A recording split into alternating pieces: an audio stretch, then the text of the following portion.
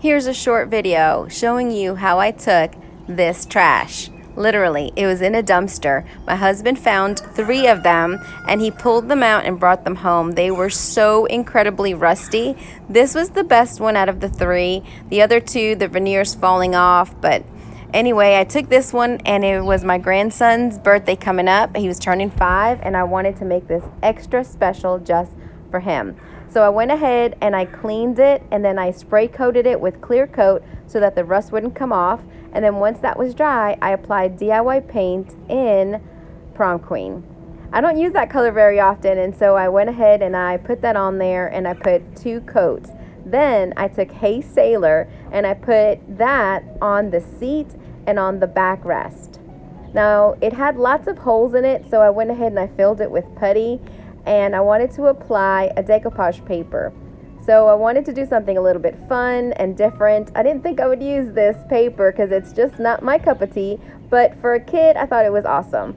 I applied it directly onto the table. I didn't paint it. I just put it on with liquid patina by DIY Paint, and it turned out awesome. Then I took a little piece and I applied it on the seat just to give him something extra to look at.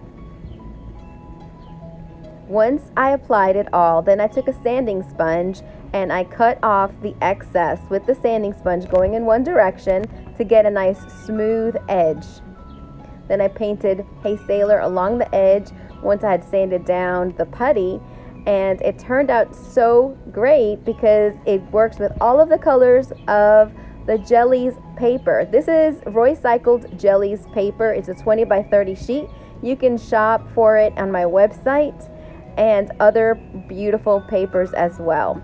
I applied several coats of Big Top on the top of it to seal that paper in, and of course it always wrinkles up when you wet it, and then once it dries it will stretch out, but you can see the wrinkles as it's wet and then it dries out.